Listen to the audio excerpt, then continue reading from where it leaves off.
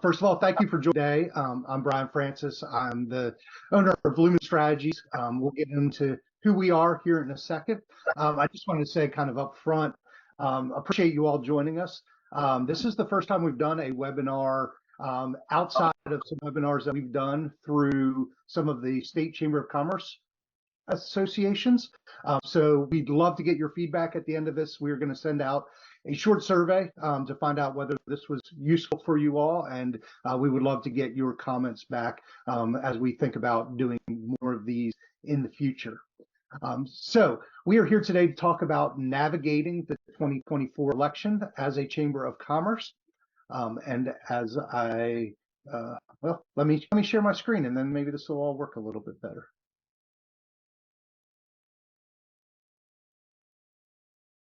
Can I get a thumbs up if you can all see that? All right, great. And let's see if we can get it moving. There we go. So as I mentioned, we're Lumen Strategies. We provide advocacy services to chambers of commerce through consulting services and through our signature online experience, the Advocacy Framework. We are a team of 3 folks. I've introduced myself. 25 years in public policy, government affairs, including work with the Charlotte Chamber and the Mecklenburg County government, which for those of you not from North Carolina, that's the county that Charlotte is in, Charlotte, North Carolina. I have a BA in political science from Davidson College. Yes, the place that Steph Curry went to. And I think we may have a few folks from Pennsylvania on board. I am a native of Downingtown and Royersford, Pennsylvania. Also joined today by Sarah Principe, who works with me as our advocacy strategist. She is a veteran as a registered lobbyist of the city of Hickory, has her master's in public policy, and Brittany Burton, who works in our public relations piece of our business. She has her degree from Elon University in North Carolina. So as we start to dive in, and we are going to dive right in, the very first thing that I want to talk about is the idea of policy, not politics. And if you've seen anything that we've put out on social media, or you've been involved with our association webinars, or seen some of our blogs, you'll know this is a big thing for me. For chambers that have never been involved in advocacy or public policy, a lot of times I think there's a little bit of a fear, either from the directors or from the members, about getting involved in politics. And I think there's good reason for that. I think we've seen, many of us have known chamber execs who ultimately, found themselves in hot water, or maybe even lost their job for being too political. And so first thing I want to do is say, in everything that we do, we talk about policy, not politics. Eventually, after you've been doing this a long time, maybe you get into the idea of forming a PAC or endorsing candidates. But for anybody who's not really been involved in public policy, we don't want to do that. We say politics is about people and power, and policy is about laws and regulations. And what we're really talking about in any of the chamber advocacy work we do is how can you impact the policies and regulations that impact your members. And so when we get involved with things, we talk about not doing it because somebody wants us to do it, like the mayor wants you to get involved in this issue, or a powerful state senator wants you to get involved in this issue. You ultimately get involved in the issue because your members want you involved, because it is impacting their business. And so I bring that up today because we're talking about the 24 election, and elections really are as close as you get to that political line, and that elections are inherently political. And so I just wanted to set this as the baseline before we start talking about how you can potentially engage in the 2024 electoral process and navigate it, and how you can do that in a way that helps you stay focused on policy and not get caught up in petty politics. So the first thing we're going to talk about is hosting a candidate forum or a meet and greet. And I mean, this is probably one you look at the screen and you're like, well, of course, that seems pretty basic. I don't need a webinar to say that this is a way that a chamber can get involved in the 24 election. But we wanted to kind of give you a couple of little bit more detail, I guess, a couple ideas on specific events that you could potentially do if you want to get involved in this way, as well as some of the things that you should think about as you're putting together these events. So you'll see the first one that we talk about is a social hour. And really, as we delve into these, there's two kind of overarching goals that I think you should set as a chamber when you're doing some sort of candidate event. The first is that you want everybody to leave that event saying that was fair. They did not favor one candidate or another. They did not favor one party or another. We felt like they were very objective in the way that they introduced these candidates to the people in attendance. And the second thing I'd say is you want to really use the event to educate folks on your issues. There will be all sorts of candidate events out there where the candidates may talk about what's most important to them. People may talk about, what's most important to their group. This is really an opportunity to raise business issues to the forefront of the campaign and focus on what's important to your members. If you have a legislative agenda or public policy guiding principles, you really want to use these events to amplify those and find out where the candidates are on the things that are important to your members. So as we delve into the potential types of events you could do, the first is the social hour. And this is really, it's the easiest to be fair. It's the hardest to put forward your priorities. This is the type of event where you literally just invite all the candidates to come to, a cocktail reception, a happy hour, a, stand and eat cheese and finger foods type event. You invite your members. You can, in any of these, potentially invite the general public, and I'll get into that decision a little bit more as we move through these type of events. But with the social happy hour, it's really just networking, and it's an opportunity for people to meet the candidates, what's important to them.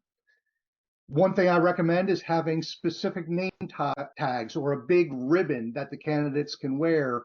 Some people will do a sash. Some people will do like a first place ribbon type ribbon, so that everybody who's there can identify exactly who the candidates are that they want to be talking to. With this kind of event, one of the benefits is that people don't have to listen to long candidate speeches. We've done these sort of things with some of our clients, and typically the only program such that there is the chamber executive getting up front and thanking the sponsors and then telling everybody that there is no program. Telling folks that the program is going around talking to the people you want to talk to. If there is a specific candidate that you don't know that you would like to meet, find me, the chamber executive, and I'll go introduce you. But it is really from a programmatic perspective, very key. That is about it. The next two are different ways if you want to get more of that messaging and more of that kind of meaty substance involved. And there are two ways that we recommend doing this. One is a panel discussion. The second is an individual interview. And I say panel discussion and not debate. And I would encourage you, as you're promoting your event, to do the same. I think debate has a context of confrontation. It has the idea that one candidate's going to say something and another candidate's going to respond, and it's a tit for tat. And that's really not what we want to do with our event. We want to have a discussion where, like this one that I facilitated, you see on the screen, we have 3 candidates there. Each candidate was asked a question. Oftentimes with these, you want to limit the number of people. So this is perfect if you have 2 people running against each other, maybe 3 people running against each other. You can ask them each to respond to the same question, and it doesn't become overly repetitive. But this is not designed to be a situation where the candidates are responding to each other, arguing with each other, and really getting into what you would typically see from a presidential debate on TV. The other thing I would say for both panel discussion and for individual interviews, you really want to have a strong moderator. You need somebody who can control the discussion, who can feel comfortable interjecting and cutting a candidate off if they start to drone on. That is something candidates tend to do. You want somebody who can, basically maintain decorum, and hopefully somebody who has some credibility with your audience and can be seen as being fair and objective. Also somebody who's comfortable asking the questions that you want them to ask. As we said at the beginning, we really want to focus on business issues, and you want your moderator asking those questions. The individual interview is really an alternative to the panel discussion. And where I like that is when you have a lot of people running for office. So, for instance, in some of the communities we work, there are county commission races where there are 3 seats on the county commission, and you might have 6 or 9 people running for those 3 seats. And what we found is if you try to do a panel discussion, you end up with 9 people on stage and you ask a question and you go down the line. And by the time you got to the 9th person, everything that can be said has been said, just not everybody has said it. No candidate gets the opportunity to really expand on their views. You end up with a lot of people saying, well, I agree with everything that's been said up here, but let me try to say it in a better way. And it just becomes kind of repetitive for your audience, and you don't really get to delve in with the candidates. And so what we suggest in that situation is do one-on-one interviews with each candidate, set it up such that the other candidates aren't in the room when the first candidate, when the first candidate speaks, the other 8 aren't there. And you basically bring them in so they're not getting the opportunity to hear all the questions. Now, it's the 21st century. Everybody has phones. I recognize it's probable that a candidate will have a supporter in the audience who will be texting them their questions. I will leave it to you if you decide that you want to really try to isolate the candidates and ask them to give up their phones while they wait in the waiting room, so they can't get that. That is one idea. The other idea is that while you ask basically the same questions to each candidate, you can throw in a couple that the audience hasn't heard, and therefore if the candidate isn't getting them. Those are kind of my tips and tricks on basically what I would say is the typical type of political event that you might see. It's something that you might want to consider going in to next year. I'm going to move on now to some things that maybe are less typical. One thing that I will say as it ties in is to focus on the primaries. So as you look at this map, this is a map of every congressional district in the country. And it shows you the districts where somebody won in the general election by 5% of the vote or less. Every area, every congressional district that is gray was won by more than 5%. And if you delve into this, a lot of them are uncontested. A lot of them, the general election is won by 20, 30 points. It's a product of, quite frankly, homogenous residential patterns. As Americans, we've started moving to where there are people who have similar opinions to us. And the second part is there's gerrymandering. And so because of gerrymandering, a lot of districts, just are not competitive in the general election. And while I use the congressional map to illustrate this point, it translates down to state house, state senate seats, oftentimes even county commission elections, your city elections. If you are fortunate enough to have an area where there are competitive general elections, by all means, I think you should have fall candidate forums, fall candidate receptions. But if you don't wait until the fall to have those types of events. Get your members engaged before the primaries and do the type of events that we just talked about during the primary season, because that's where the ultimate decision is made. I would suggest, even if you do have competitive general elections, if you have contested primaries, do the events in the spring before the primary anyway. I think many of us have heard voters complain when they get to November, are these 2 people really the best that we have to offer? And that complaint is because those were the people picked during the primaries. So if you want voters to have more and better choices, you need more and better people, or more people voting in the primaries to give them those choices. Now, tip number 3, we're going to move away from the idea of elections for a second. And this is just, to a certain extent, kind of a pet topic of mine. We next year will be so focused on the election, and particularly the presidential election, and it is going to be divisive. And people are going to get angry with each other because of who they support for president. And I really think that there is a role for the Chamber of Commerce in the community to promote the civic fabric of the community. And there's, that can be done through volunteerism with your chamber. It can also be done through encouraging your members to get involved with community service. I've told this to many groups that I speak in front of. It's a lot harder to be angry with somebody about their politics if you coached Little League with them. You know, it's a lot harder to get into a heated debate and ultimately hate somebody if you both, you know, put together backpacks for the local schools for kids who needed school supplies. There are, I mean, if any of y'all have read the Bowling Alone book, the idea that part of our civic breakdown is that people aren't involved in groups like bowling leagues. It all kind of goes back to that idea that, you know, it's, as a society, we have gotten away from these kind of joint collective works, volunteerisms, social organizations, Rotary clubs, all of those things. I think the chamber is at the kind of point of the spear on this, and this is a great opportunity to bring people together to foster relationships so that hopefully, maybe, possibly, they can survive that contentious election. So I would encourage you all to do that. The next thing, and this goes way back to our start, we talked about getting involved in policy, not politics. One way to do that is through getting involved as a chamber in a local referendum, because this is really about policy. One of the things I would say is never make a decision like this on your own. This obviously has to be member driven. It has to be supported by your board. But in many communities next year, there will be things like infrastructure bonds, or there may be, you know, voter-led initiatives in some states. And oftentimes those issues are opportunities for chambers to get involved. A great example of that you see on the screen, the Vote Yes for City bonds.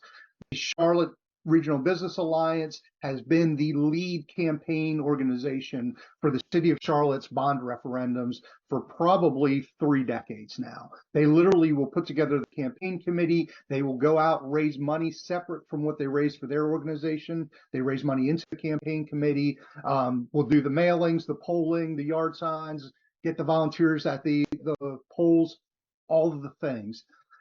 You might not be ready for that if you've never done that. It's a big undertaking. It's a little bit daunting to say, I'm going to go out and try to raise money for a campaign when I'm trying to balance my chamber's budget. And I have to make the same ask to many of the same people. But you can still get involved as a partner. There was an initiative in the state of Texas this year around childcare, and it basically exempted childcare centers from property taxes. That a lot of the chambers in Texas said, childcare is a huge issue for us. This is something we want to support. We're going to endorse this campaign. We're going to educate our members on the initiative and why we think they should vote for it.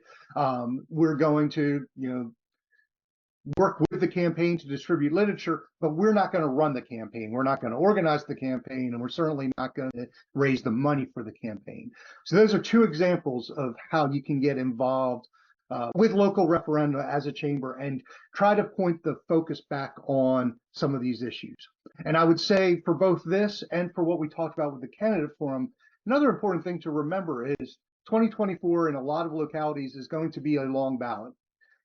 We all know there's a presidential election, and we will get all the information that we need about the presidential election through TV and social media and the school bus line, and like everywhere you go, you can get information about that. But in many communities, there will also be a state house election or a county commission election or a bond referendum, and that won't get the attention that it really deserves. I argue all the time who your county commissioners are matters more to what happens with your business on a day-to-day basis than who the president is. And so educating your members about those elections and making sure people are going down the ballot and voting on those is a great opportunity for the Chamber of Commerce. And then finally, and this is one where I'd say this is probably the most out there idea that I have. And it could potentially be a little controversial, and so bear with me on this one. But we all know that there has been the credibility of our election system called into question in the last several elections. And quite frankly, you know, in the Georgia governor's election, the Democrat called into question whether the election was valid. We know in the the last presidential election, the Republican presidential candidate called in to question the election in some places. And that's why this gets touchy. As soon as you bring it up, people say, well, you're carrying water for one side or the other. And that's not the case. What we're really carrying water for here is democracy. And if you look at several recent polls, businesses are trusted in America more than any other kind of larger organization, trusted more than nonprofits, trusted more than the media, certainly trusted more than government or either of the political parties. You can use that trust, in my opinion, to help build credibility in our election system. And I think there is a compelling interest for chambers to do that. You know, chambers and the business community succeed because of our free market economy and our stable democracy. And if our democracy becomes unstable because nobody believes the election results are legitimate anymore, that's bad for business, quite frankly. And so we're actually, as a group, talking about potentially doing even more on this, on how you can engage your members in understanding how elections work. And this is one of the things I'd love to get feedback on. We're thinking about doing just a quick little 3-video class on how to engage your Board of Elections director and share with your members how elections work and why they should be comfortable that the elections in your community are fair and competently run. But we believe, that might involve, if you have a fall event, asking the elections director to come talk about how the process works. It might involve incorporating into your newsletter information about how the process works. And quite frankly, what I would love to see is when an election, if somebody is suggesting an election was not credible, a chamber executive or a chamber board member being able to stand up even before the election occurs and say, our Chamber of Commerce has engaged in this issue. We have worked with the Board of Elections to make sure that we understand the process for counting ballots, and we are confident in the process that's in place. And whatever they say the results are, we are confident that that is accurate to how the votes were cast.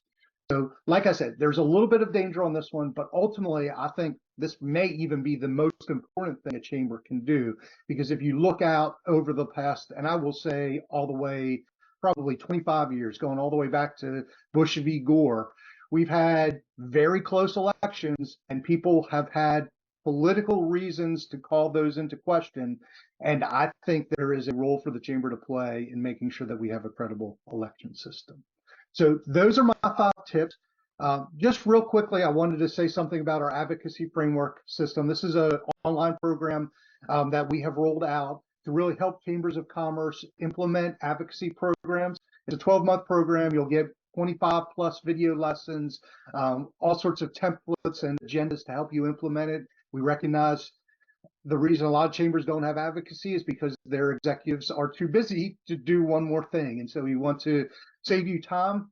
And we recognize one of the other reasons chambers don't have advocacy programs is their executives don't feel like they have the expertise to implement one. And so we want to provide you with the confidence that you can do it and that you can lead your organization to get involved with advocacy. To help you with that, we'll have twice monthly accountability group coaching sessions. We'll have quarterly one-on-one meetings to really help you along the way. So I think maybe one of my teammates is going to put a link into the chat that if you want to follow and learn a little more about that, we would love to have you involved. I think I saw Sandy Press join us. Sandy is starting that program on January 1st. So welcome, Sandy. We appreciate you coming along with us. So finally, my contact information along with a QR code there. It's one of those cool little softwares. I think it's called Blink, where if you scan that, it will load it right into your phone contacts so you don't have to type that all in. So feel free to do that. You'll see a quick recap there of the things that we talked about. We do have a couple of minutes left. I'd be happy to try to answer a question or two if anybody has those. And we will be providing both this slide deck and a recording of the video to you following if you want to reference back later. So with that, thank you for joining us does anybody have any questions?